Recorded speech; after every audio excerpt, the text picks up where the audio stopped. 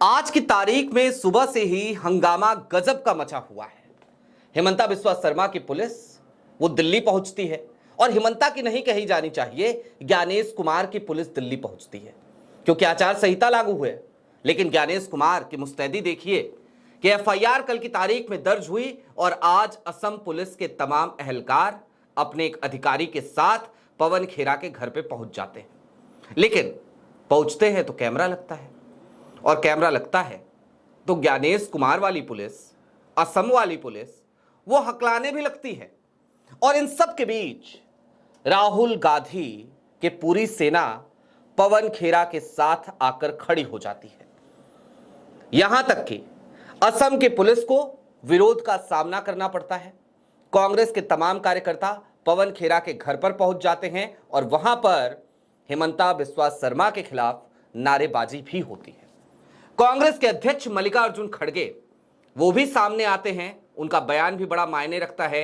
एक press conference के दौरान उनसे जब सवाल किया जाता है तो वो जिस अंदाज में जवाब देते हैं वो अंदाज आज की तारीख में हिमंता को बड़ा चुभ रहा होगा।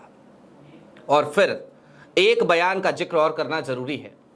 कांग्रेस का एक सिपाही, राहुल गांधी का एक सेनापति जो बीते दिनों जेल में था, जमानत पे फिलहाल बाहर है, वो भी खुल करके उसी असम में हिमंता बिस्वा शर्मा के गढ़ में हिमंता को चैलेंज करता है और पवन खेरा के साथ जाकर खड़ा हो जाता है। सारी परिस्थितियों को, सारी खबरों को एक एक करके आज जरा देखेंगे और डिकोड करेंगे कि क्या असम में भारतीय जनता पार्टी का बिगड़ता हुआ समीकरण वो इस बौखलाहट की बड़ी वजह है क्या, जो हिमंता कुछ भी बोल रहे हैं, कुछ भी कर रहे हैं। नमस्कार, मैं स्वप्निल और आप मुद्दा देख रहे हैं। दोस्तों, आगे बढ़े उससे पहले वही छोटी सी अपील। मुद्दा इन दिनों एक गंभीर आर्थिक संकट से जूझ रहा है।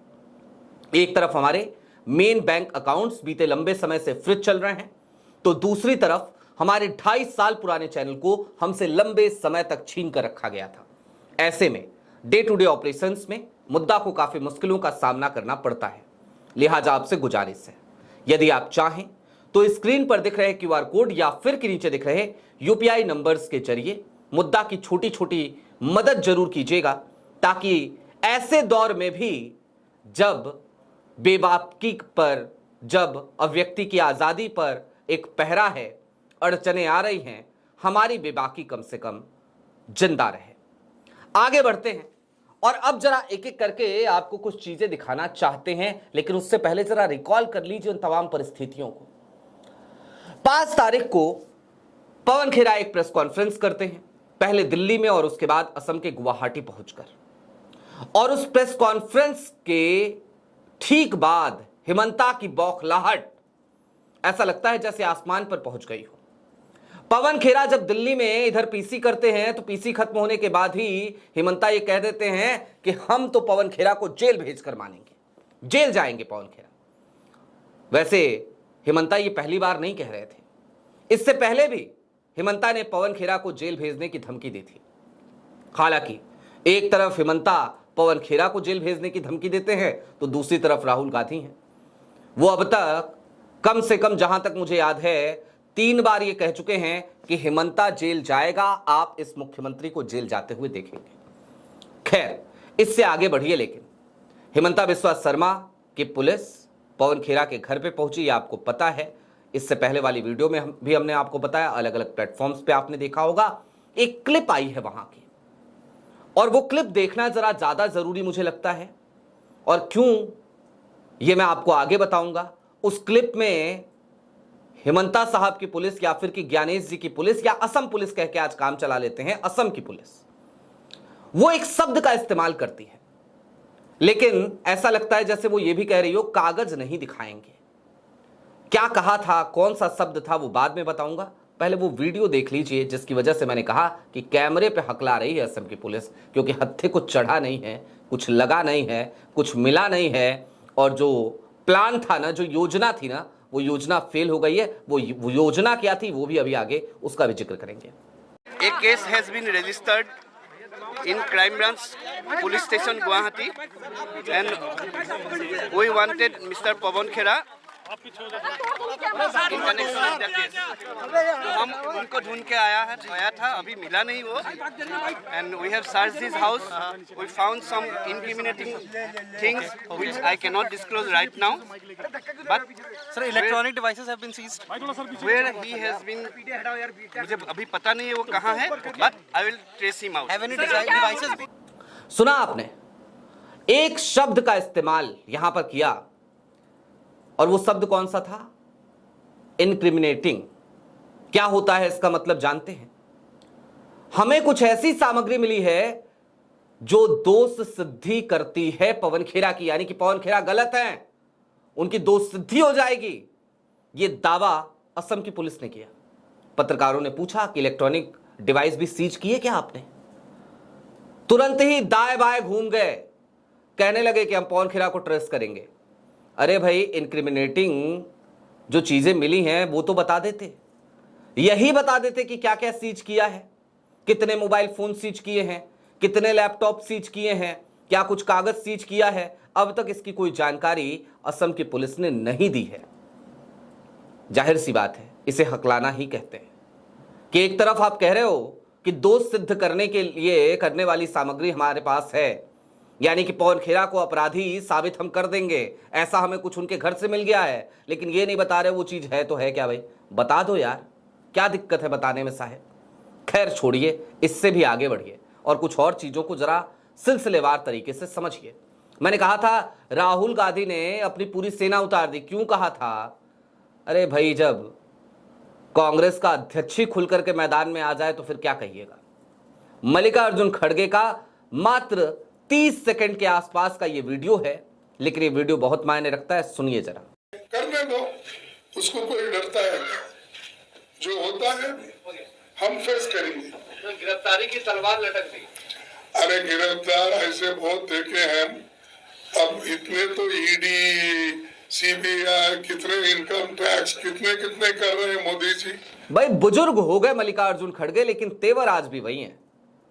और सुना आपने किस तेवर के साथ उन्होंने कहा, जैसे ही पत्रकारों ने पूछा कि पवन खेरा के ऊपर तलवार लटक रही है गिरफ्तारी की, मल्लिकार्जुन खड़गे ने कहा तो क्या हो गया, इससे डरते हैं क्या?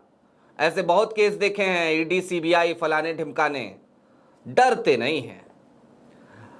राहुल गांधी जब बार बार कहते हैं ना कि ये हमारे बब्बर शेर हैं, सब कांग्रेस के बब्बर शेर हैं, तो फिर जाहिर सी बात है डरना भी नहीं चाहिए.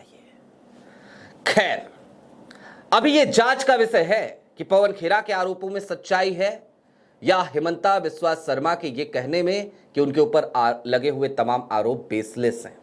लेकिन मैंने ये भी आपसे कहा था कि मैं आपको ये भी दिखाऊंगा कि भाई जब वहां पर असम की पुलिस, ज्ञानेश कुमार की पुलिस, शाह साहब की पुलिस यानी दिल्ली की पुलिस को लेकर के पहुंचती है, तो फिर किस तरीके से कांग्रेस के कार्यकर्ता वहां पर चले जाते हैं और गजब का विरोध देखने को मिलता है. तो एक वीडियो है, उसमें कुछ नारेबाजी भी है, जरा वो भी देखिए. ये कांग्रेस के कार्यकर्ताओं की वीडियो है, पवन खेरा के दफ्तर के घर के बाहर की वीडियो है, और वहां पर किस तरीके के विरोध का सामना हेमंता की पुलिस को करना पड़ा, ये आपको कोई भी मीडिया चैनल नहीं दिखाएगा. देखिए आप. सीएम इस्तीफा दो, इस्तीफा दो, इस्तीफा दो, सीएम इस्तीफा दो, इस्तीफा दो, हेमंत बिस्वा शर्मा देश का गद्दार, इस्तीफा दो, इस्तीफा दो, इस्तीफा दो, देश का गद्दार, इस्तीफा दो, इस्तीफा दो, इस्तीफा दो. देखा आपने, कांग्रेस के कार्यकर्ता लगातार हेमंता से इस्तीफे की मांग कर रहे हैं, देश का गद्दार बता रहे हैं हेमंता बिस्वा शर्मा को. कांग्रेस के कार्यकर्ता यानी कि झुके नहीं, रुके नहीं, डरे नहीं, टूटे नहीं. उन्होंने ये नहीं सोचा कि भाई अब तो हेमंता बिस्वा शर्मा हाथ पैर धोकर के पीछे पड़ गए हैं पवन खेरा को गिरफ्तार करने के, तो चलो जा ठहर जाते हैं, कहीं ऐसा ना हो हमें उठा ले जाएं. ना, डरे नहीं, डर नहीं रहे. अब दोस्तों, मैंने ये भी आपसे जिक्र किया था कि राहुल गांधी का एक सेनापति जो कुछ दिनों पहले जेल में था, उसने तो हेमंता बिस्वा शर्मा के गढ़ में ही उनको चैलेंज कर दिया. कौन है वो, आपको समझ में आ जाएगा. ये बयान सुन लीजिए. की पुलिस पवन खेरा जी के घर दिल्ली भेज दी और ये सोच कर भेजी कि इसकी झूठी लीडर लड़कियों से, झूठी लीडर धमकियों से हमारे लीडर डर जाएंगे, पवन खेरा डर जाएंगे. ये हेमंत तो पागल हो चुका है, ये हेमंत तो बौखला गया है, इसको पता नहीं इसको पता नहीं ये कांग्रेस पार्टी के बफर शेर है, राहुल गांधी जी के बफर शेर है, इनकी झूठी किधर धमकियों से डरने वाले नहीं। सुना आपने, ये कोई और नहीं बल्कि उदय भानु चीब है। कौन है उदय भानु चीब? यूथ कांग्रेस के अध्यक्ष, यूथ कांग्रेस के वही अध्यक्ष जिनको अभी कुछ दिनों पहले गिरफ्तार किया था जब एआई समिट में प्रोटेस्ट किया था कांग्रेस ने। और इनको जब जमानत मिली, सुबह सुबह जमानत मिली थी, याद कीजिए आप, रात को 12 बजे के आसपास कांग्रेस को ये सूचित किया जाता है उनके वकीलों को कि भाई हम उदय भानु चीब को आज रात में पेश कर रहे हैं। जैसे ही यूथ कांग्रेस से सुनती है, वो कहती है कि भाई आप कल पेश कर लीजिएगा, इतनी रात में क्यों? तो दिल्ली पुलिस कहती है नहीं अभी करेंगे जी, अभी करेंगे। यूथ कांग्रेस के तमाम वकील वहां पहुंच जाते हैं, यूथ कांग्रेस का लीगल सेल वहां पहुंचता है और जमानत मिल जाती है इनको, यानी कि उदय भानु चीब को। लेकिन इधर जमानत मिलती है अगले दिन सुबह जब जमानत मिल जाती है तो अगले दिन 5 बजे तक उस जमानत पर स्टे लगवा देती है दिल्ली पुलिस। दिल्ली पुलिस के तमाम अधिकारी जज साहब के चैम्बर में जाते हैं और स्टे लेकर के आते हैं पटियाला हाउस कोर्ट से। लेकिन फिर यूथ कांग्रेस हाई कोर्ट पहुंचती है और वहां से उदय भानु को राहत मिलती है, जमानत मिलती है। फिलहाल वो जमानत पे बाहर है, लेकिन देखिए इसलिए मैंने कहा था डर नहीं रही है कांग्रेस। खुलेआम चुनौती दे रहे हैं हिमंता बिस्वा शर्मा के गढ़ में जाकर के, असम में जाकर के, और पवन खेरा की आवाज में आवाज मिलाते हुए आपको उदय भानु चीब देखने को मिल रहे हैं। इसके मायने समझते हैं आप? इन तमाम चीजों के मायने एक ही हैं दोस्तों, कि पवन खेरा ने जो बम फोड़ा था, उस बम की वजह से हिमंता बिस्वा शर्मा की कुर्सी हिल रही है, वो डर रहे हैं, बौखलाए हुए हैं। अब पवन खेरा के आरोप अगर सच हैं तो फिर ये बड़ा सरदर्द है। मैं अभी भी अगर लगा रहा हूं, और इसलिए लगा रहा हूं क्योंकि जांच हम और आप नहीं कर सकते भैया, हमारी कैपेसिटी नहीं है। हम थोड़ी जाकर के इजिप्ट से पूछ पाएंगे कि भैया ये पासपोर्ट बताओ सही है कि गलत है। हम थोड़ी जाकर के दुबई से पूछेंगे। भैया सरकार का काम है, भारत सरकार का काम है, भारत सरकार ये करे। और इसके लिए एसआईटी एक बैठानी चाहिए। हिमंता बिस्वा शर्मा पे शाह साहब को बहुत यकीन है, तो उन्हें एक एसआईटी बिठा देनी चाहिए। एक ऐसी एसआईटी जिस एसआईटी के प्रारूप को देख करके उसकी निष्पक्षता का अंदाजा लगाया जा सके। रिटायर्ड जजेस हों उस एसआईटी में, बैठाई जाए एक ऐसी एसआईटी, और ये जांच गुवाहाटी हाई कोर्ट के सानिध्य में करा दी जाए, उसके नेतृत्व में करा दी जाए तो भी ठीक है। सुप्रीम कोर्ट के उसमें करा दी जाए, बीवी रत्ना जैसे लोग हो वहां पे, हो जाए एक एसआईटी की जांच। क्या फर्क पड़ता है, दूध का दूध पानी का पानी हो जाएगा। पवन खेरा दोषी है तो भेजिए जेल साहब, कौन रोक रहा है आपको। लेकिन कम से कम इस तरीके की राजनीतिक वेंडेटा की जरूरत नहीं है जब आप पे आरोप लगे हैं, और इतनी मुस्तैदी की जरूरत भी नहीं है। लेकिन हां, चलते चलते एक बात और, ऐसा लगता है ना जैसे अभी तक तो ज्ञानेश कुमार जी के ऊपर, चुनाव आयोग के ऊपर और भारतीय जनता पार्टी के ऊपर मिली भगत के आरोप लगते थे, लेकिन अब ऐसा लगने लगा है जैसे खुल्लम खुल्ला दोस्ती का ऐलान कर दिया गया है और यह बताने की कोशिश की जा रही है कि हां हम हैं साथ साथ, जो बिगाड़ना है बिगाड़ लो। क्योंकि आप देखिए कल की तारीख में ओम बिरला साहब ने और उपराष्ट्रपति ने, दोनों ने महाभियोग प्रस्ताव जो विपक्ष का था ज्ञानेश कुमार के खिलाफ, उसको खारिज किया। और आज की तारीख में ज्ञानेश कुमार साहब की पुलिस तुरंत ही पवन खेरा के घर पे छापेमारी करने पहुंच गई, लेकिन वो पुलिस बाहर आई तो फिर चलते चलते उसी बात को याद कर लीजिए, इनक्रिमिनेटिंग मटेरियल मिला है, यानी कि सबूत मिल गया है, साक्ष्य मिल गया है। पत्रकारों ने पूछ लिया क्या मिला है, बता दो, कितने इलेक्ट्रॉनिक डिवाइस सीज किए हो, तो कह रहे वो नहीं बताएंगे और हम ट्रेस करेंगे पवन खेरा को। तो क्यों पहुंची थी पुलिस, समझ पाए आप? मैंने कहा था डिकोड करेंगे, तो चलिए वो भी समझ लीजिए।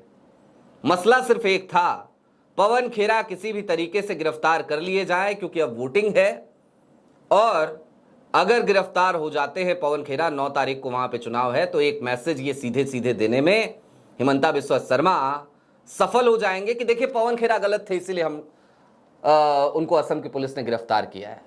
जबकि मैंने इससे पहले की वीडियो में कहा था, फिर कह रहा हूं, किसी पुलिस द्वारा किसी व्यक्ति को हिरासत में लेना ये इस बात की तस्दीक नहीं करता कि वो व्यक्ति अपराधी है।